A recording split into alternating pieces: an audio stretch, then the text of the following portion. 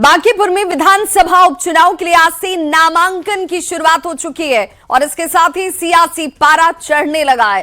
कल तक जो विपक्ष बीजेपी को पछाड़ने के लिए एकजुट होने का दावा कर रहा था, आज वही विपक्षी गठबंधन में खाई बढ़ती हुई नजर आती है। आरजेडी ने बांकीपुर सीट पर अपनी दावेदारी जाहिर कर दी है। पार्टी प्रवक्ता मृत्युंजय तिवारी ने कहा कि बांकीपुर से आरजेडी अपना उम्मीदवार उतारेगा। हालांकि अंतिम फैसला पार्टी के आला नेता यानी कि लालू प्रसाद और तेजस्वी यादव ही करेंगे। वहीं कांग्रेस ने भी इस सीट पर अपनी दावेदारी ठोक दी है। पार्टी प्रवक्ता असित नाथ तिवारी ने कहा कि कांग्रेस को अपना उम्मीदवार उतारना चाहिए, न कि किसी और को समर्थन देना चाहिए। जाहिर है दोनों नेताओं की इस बयानबाजी ने साफ कर दिया कि विपक्षी खेमे में सब कुछ ठीक ठाक नहीं है और बांकीपुर की लड़ाई आरजेडी और कांग्रेस के बीच खाई तक पहुंच चुकी है। ना के बांकीपुर सीट पर जो विधानसभा का उपचुनाव होना है 30 तारीख को, इस पर राष्ट्रीय जनता दल अपना उम्मीदवार दे। तो बांकीपुर विधानसभा उपचुनाव को लेकर विपक्षी दलों में सिर्फ फुटअव्वल शुरू हो चुका है। जिस कांग्रेस के नेता कल तक प्रशांत किशोर को समर्थन देने की वकालत कर रहे थे, उसी कांग्रेस ने अब अपना उम्मीदवार उतारने की बात कह दी है। तो सहयोगी आरजेडी भी अब इसे लेकर ताल ठोकती हुई नजर आई। ऐसे में चुनाव से पहले ही कांग्रेस आरजेडी में भिड़ंत पर एनडीए नेताओं ने जोरदार पलटवार किया। बीजेपी और जेडीयू के नेताओं ने कहा कि विपक्ष की लड़ाई एनडीए से नहीं है, बल्कि उनकी आपस में ही लड़ाई है और ऐसे में बिखरे विपक्ष पर जनता कभी भी भरोसा नहीं करेगी। एनडीए को ही वो अपना समर्थन देंगे। बांकीपुर में विपक्ष की लड़ाई भाजपा से नहीं, आपस में है। जनसुराज अलग उम्मीदवार उतार रहा है, राजद अलग दावा कर रहा है और कांग्रेस भी मैदान में उतरने की बात कर रही है। इस महागठबंधन में नेता, नीति और नियत पर ही सहमति नहीं है। वह भाजपा को क्या चुनौती देगा? चाहे वो तेजस्वी यादव हो या कांग्रेस हो। तेजस्वी यादव तो यूरोप के यात्रा पे चले गए हैं और कांग्रेस पार्टी तो पहले से ही बिखरी हुई है। दोनों में सिर्फ फुटअव्वल चल रहा है। तो बांकीपुर से जनसुराज के उम्मीदवार प्रशांत किशोर ने कहा कि बांकीपुर की जनता पढ़ी लिखी और समझदार है और ऐसे में ये चुनाव न सरकार बनाने के लिए है और ना ही विधायक बनाने के लिए। अगर बिहार की राजनीति में बदलाव होना है तो इसी उपचुनाव से बदलाव की शुरुआत होगी।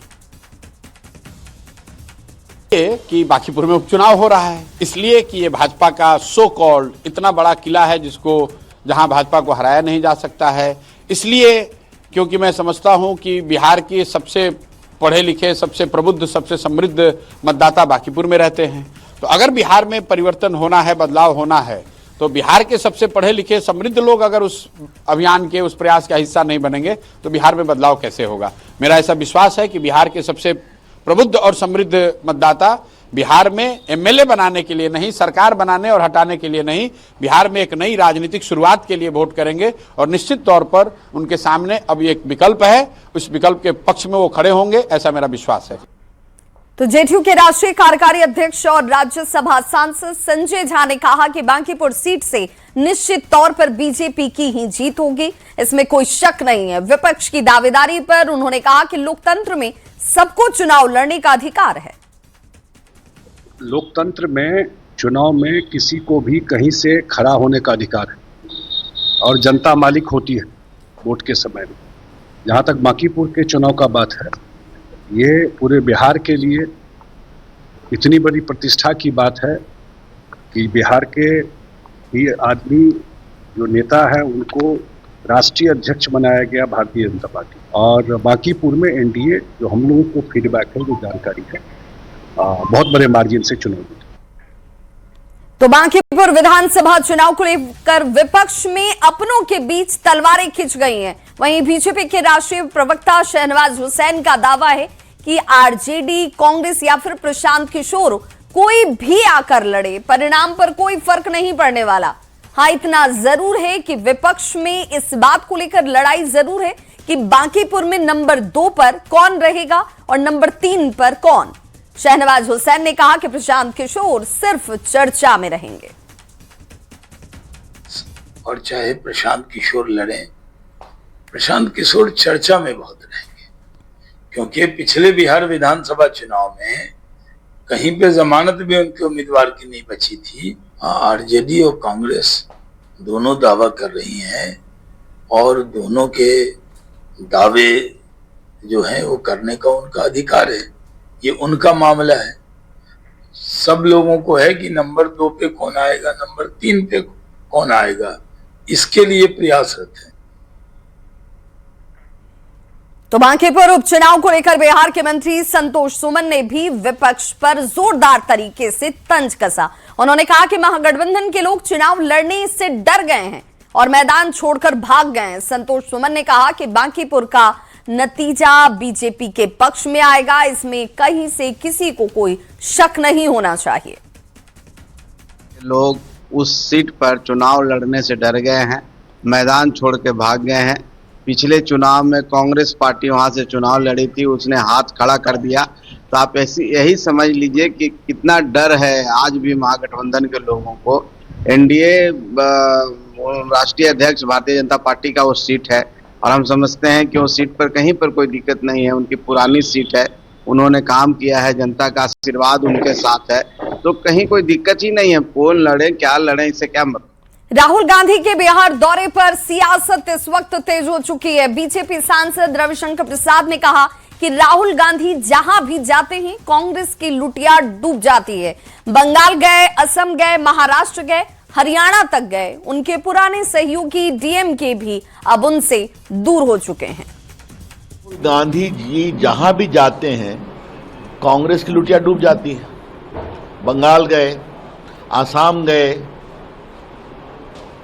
बाकी देश में महाराष्ट्र गए, हरियाणा गए, तो जहां जाते हैं तो कांग्रेस का आप हाल देखते ही हैं। उनके पुराने सहयोगी अन्ना डीएमके भी उनसे दूर हो गए। चलिए, आने का अधिकार तो उनका है, लेकिन जनता कुछ नहीं करने वाली। याद है ना एसआईआर पर कितना उन्होंने यहां पर खुराफात किया था, क्या हुआ। तो राहुल गांधी जनता की नब्ज को नहीं समझते हैं और बिहार की जनता की नब्ज को तो बिल्कुल नहीं समझते। पटना में पूर्व सीएम नीतीश कुमार अचानक से जेडीयू कार्यालय पहुंचे और इस दौरान उन्होंने पार्टी नेताओं और कार्यकर्ताओं से मुलाकात की और संगठन से जुड़े कई मुद्दों पर उनकी तरफ से चर्चा की गई। उन्होंने प्रदेश अध्यक्ष उमेश कुशवाहा को कई जरूरी निर्देश भी दिए। नीतीश कुमार के अचानक से कार्यालय पहुंचने से कार्यकर्ताओं में उत्साह का माहौल दिखा। प्रदेश अध्यक्ष ने कहा कि उनके आने से कार्यकर्ताओं का मनोबल बढ़ता है और उनका मार्गदर्शन पार्टी को मजबूत करने में मदद करता है। जो साथी हैं उनसे मिलते रहते हैं और उनके आने से जो है हमारे कार्यकर्ता जो है उत्साहित तो रहते हैं। क्या कुछ बोला है? एनर्जी मिलता है उनको। क्या कुछ देखा है? हाँ, उन्होंने देखा और कुछ मार्गदर्शन दिया। तो नीतीश जी के एक्टिव रहने से कैसा महसूस होता है सर? कैसा लगता है पार्टी के लिए? कितना महसूस? सब लोग में ऊर्जा आ जाती है, सभी लोग में ऊर्जा प्राप्त हो जाती है। उनके आने से हम लोग को मार्गदर्शन मिलता है और दिशा निर्देश देते रहते हैं।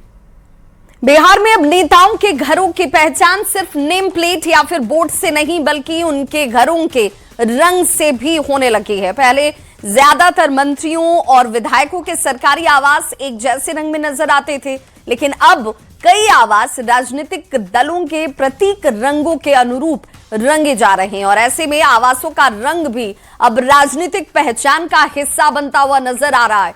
इस बदलाव के पीछे क्या वजह है और इसका असर क्या पड़ रहा है, देखिए पटना से संवाददाता अमित कुमार की ये खास रिपोर्ट। अब हम पहुंचे हैं 39 हार्डिंग रोड। ये आवास जो है वो पूर्व मुख्यमंत्री और जो विधान परिषद के जो नेता प्रतिपक्ष हैं राबड़ी देवी को आवंटित हुआ है। पहले ये आवास विनोद नारायण झा को मिला हुआ था, उस समय ये भगवा कलर का हुआ करता था, सफेद और भगवा कलर का। लेकिन जैसे ही राबड़ी देवी को मिला इस आवास का रंग रोगन किया गया, रंग बदल दिया गया और देख सकते हैं कि अब ये आवास जो है वो यहाँ पे हरा और सफेद रंग से रंगा गया है और पूरे तौर पे ये तस्वीर जो है वो दिखा रहे हैं कि देखिए ये आवास जो है सफेद और हरा कलर से रंग दिया गया है। तो कह सकते हैं इस आवास का रंग भी जो है वो पार्टी का जो रंग है उससे उस समानांतर रूप से उसी से रंगा गया है। तो और भी जो विधायक हैं उनके आवास के रंगों का हम जायजा लेंगे और बताएंगे कि देखिए किस तरह से अब विधायकों की पहचान जो है वो उनके आवास के रंगों से होने लगी है कि वो किस पार्टी से बिलोंग करते हैं, किस पार्टी से ताल्लुक रखते हैं, किस पार्टी के वो विधायक हैं। तो चलिए हमारे साथ चलते हैं दूसरे विधायकों के आवास। अब हम पहुंचे हैं कृष्ण कुमार ऋषि, जो बीजेपी के विधायक हैं, इनके आवास पे। और यहाँ देखिए इनका आवास जो है वो भगवा कलर से है और बगल में भाई वीरेंद्र का आवास है। देखिए इनका भाई वीरेंद्र के आवास का रंग जो है वो हरे रंग का है। तो कह सकते हैं कि सभी पार्टी जो है वो उनके विधायक जो हैं वो अपने अपने पार्टी के जो प्रतीक रंग है उससे अपने आवासों को रंगना पसंद करने लगे हैं और इसी से पहचान भी होने लगी है कि कौन से पार्टी के विधायक हैं। अमूमन लोग जो हैं जो राजनीतिक गलियारे से जुड़े होते हैं उनको पता होता है कि कौन सा नेता किस दल का है, कौन से विधायक किस दल से आते हैं, पार्टी से आते हैं। लेकिन जो नहीं जानते हैं वो भी अब रंग के आधार पर जानने लगे हैं, पहचानने लगे हैं कि कौन सा जो विधायक है किस दल से है और वो उनके रंग के अनुसार जो है वो जानने पहचानने लगे हैं। तो कैमरा पर्सन सुबोध के साथ अमित कुमार, न्यूज़ 18 पटना। मुख्यमंत्री सम्राट चौधरी की तरफ से एक बड़ा ऐलान किया गया। श्यामा प्रसाद मुखर्जी के नाम पर ऐलान, जिसमें मुखर्जी के नाम पर महत्वपूर्ण सड़कें होंगी, पार्कों का नामकरण भी किया जाएगा। जिला मुख्यालय के लिए सीएम का यह ऐलान अपने आप में बेहद महत्वपूर्ण फैसला। मुखर्जी के नाम पर निर्माण और नामकरण की जानकारी खुद बिहार के मुख्यमंत्री सम्राट चौधरी ने दी। सीएम ने पोस्ट में लिखा, अखंड भारत के लिए सर्वोच्च बलिदान देने वाले युग पुरुष भारत सरकार के पूर्व मंत्री डॉक्टर श्यामा प्रसाद मुखर्जी जी के नाम पर जिला मुख्यालयों में महत्वपूर्ण पार्क, सड़क का निर्माण एवं नामकरण किए जाएंगे। तो बेगूसराय में श्यामा प्रसाद मुखर्जी की जयंती पर केंद्रीय मंत्री गिरिराज सिंह ने प्रेस वार्ता कर उनके योगदान को याद किया। उन्होंने कहा कि पहले उन्हें उचित सम्मान नहीं मिला, लेकिन अब केंद्र सरकार उनके कार्यों को सम्मान दे रही है।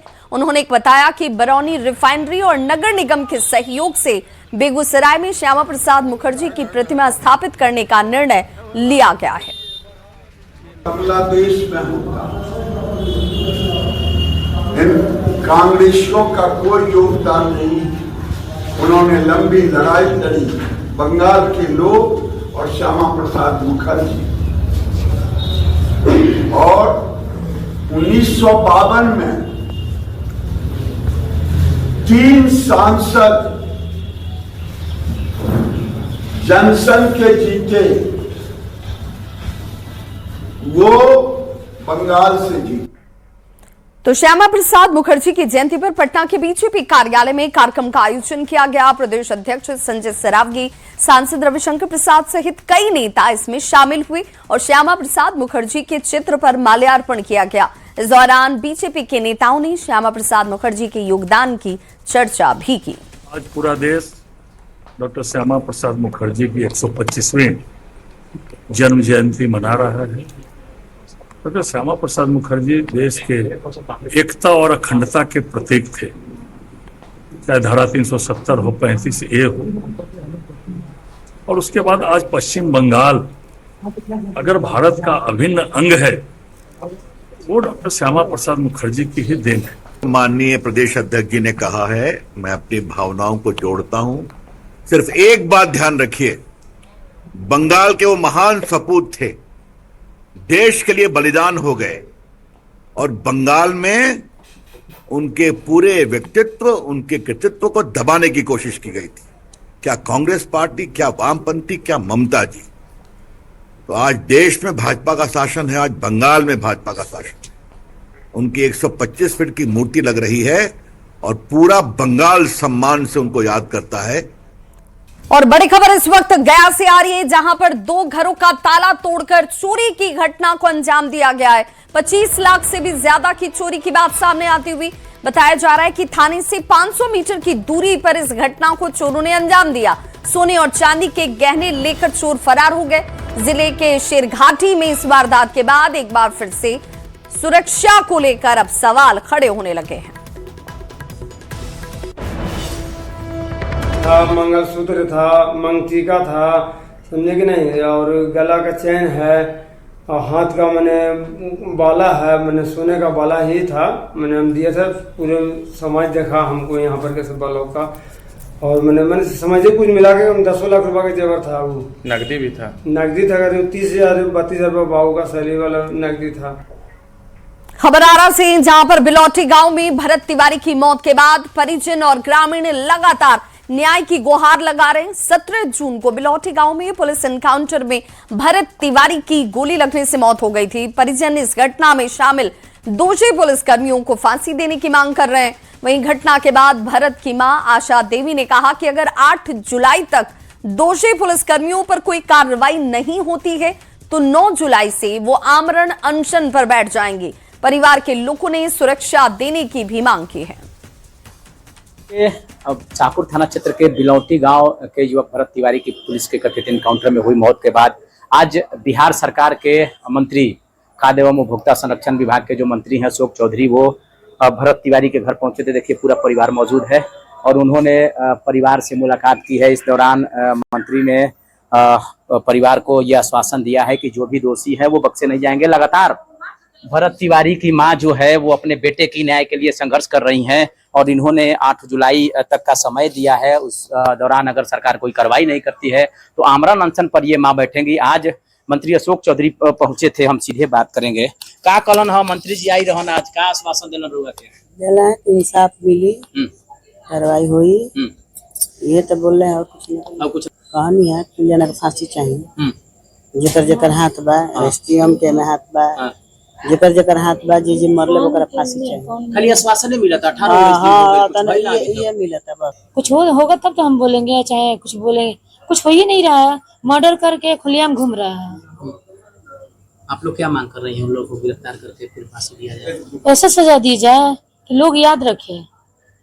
ये लोग गुंडागर्दी बढ़ते जा रहा है। प्रशासन का जो बिहार पुलिस, ये लोग गुंडागर्दी बढ़ते जा रहा है, सबका हत्या करते चल रहा है। ये लोग को ऐसा सजा दिया जाए ना, ऐसा सजा दिया जाए जुगो जुगो तक याद रखा जाए। कुछ नहीं होगा तो हम लोग बैठेंगे। दिल्ली भी लोग जा रहे हैं 17 तारीख जंतर मंतर। हाँ, जंतर मंतर। वहाँ किसको प्रधानमंत्री राष्ट्रपति महोदय को ज्ञापन लेंगे? हाँ, उसने मेरे पापा को बंदी बना कर रखा था। थाना पे हम गए ना तो पापा को बताएं कि भारत भूषण को मार दिया गया है।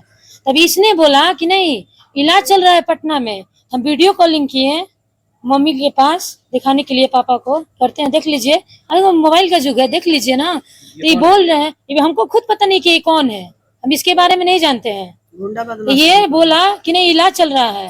वीडियो कॉलिंग जैसे ही किया ना, मेरे हाथ से मोबाइल छीनने लगा। ये जो परिवार है वो साफ तौर पर ये कह रहा है कि अभी तक भरत तिवारी को न्याय नहीं मिल पाया है और परिजन लगातार आरोपियों को फांसी देने की मांग कर रही है। और उनका साफ तौर पर कहना है कि जो भी लोग आ रहे हैं वो केवल आश्वासन दे रहे हैं। कई दिन बीत जाने के बाद भी अभी तक इस मामले में कोई ठोस कार्रवाई नहीं की गई है।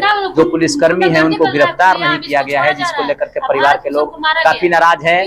और इन लोगों का साफ तौर पर यह कहना है कि जो अभियुक्त उस घटना में शामिल है उनको फांसी दिया जाए। चंदन कुमार, न्यूज 18, बिलौटी, भोजपुर।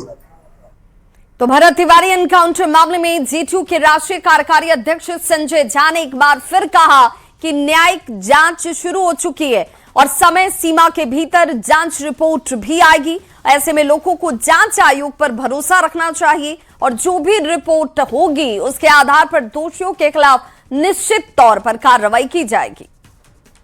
कैबिनेट ने फैसला किया, कैबिनेट ने फैसला किया कि जुडिशियल कमीशन बना करके जांच हो और वो गए भी वहां पर। जुडिशियल कमीशन के जो जिनको जवाबदेही मिला है वो जा करके वहां मिले भी हैं और इंक्वायरी कर रहे हैं और टाइम बॉन्ड इंक्वायरी, ये भी नहीं की। तो ये विश्वास एनडीए सरकार पर और मुख्यमंत्री सम्राट चौधरी जी पर रखना चाहिए कि जब उन्होंने कमीशन बनाया, कमीशन बनाने का उद्देश्य क्या था कि दूध का दूध और पानी का पानी हो, इसलिए न बनाया जाता है कमीशन। कमीशन बनाया गया, कैबिनेट ने बना दिया है, तो लोगों को कमीशन के फाइंडिंग का इंतजार करना चाहिए। और बिहार में एनडीए सरकार और मुख्यमंत्री सम्राट चौधरी जी, जो भी कमीशन का रिपोर्ट होगा निश्चित रूप से उस पर कार्रवाई होगी। इधर बिहार के लघु जल संसाधन मंत्री संतोष सुमन ने भी भरत तिवारी एनकाउंटर मामले पर बयान दिया। दरअसल मंत्री अशोक चौधरी ने कल भरत तिवारी के घर का दौरा किया और इंसाफ का भरोसा दिया था। अशोक चौधरी के भरत के घर जाने के सवाल पर संतोष सुमन ने कहा कि पूरे मामले की गंभीरता से जांच चल रही है और किसी भी दोषी को छोड़ा नहीं जाएगा। ऐसे में इस घटना को लेकर सभी को राजनीति से बचना चाहिए। और हम समझते हैं कि जब कोई जांच हो रहा है और सर्वोच्च जांच है, न्यायिक जांच है, तो जब तक उस जांच का फलाफल नहीं आए तो हम सबको कोई टिप्पणी नहीं करनी चाहिए, हम सबको परहेज करनी चाहिए। आप विश्वास रखिए हमारी सरकार पर, माननीय मुख्यमंत्री जी पर। जांच स्पष्ट सब चीज कर देगा, ट्रांसपेरेंट है, और जो भी बातें हैं सारी कार्रवाई उस पर हो रही है। इस पर अब हम नहीं समझते हैं कितना बोलने की जरूरत, लेकिन इस तरह का राजनीति जो होता है ना, हम समझते हैं जनता को दिग्भ्रमित लोग करते हैं। अकाउंटेबिलिटी आपकी जनता का सेवा करना है, जनता के लिए विकास करना है। कोई रातों रात चमकने के चक्कर में कुछ ना कुछ करते हैं, करने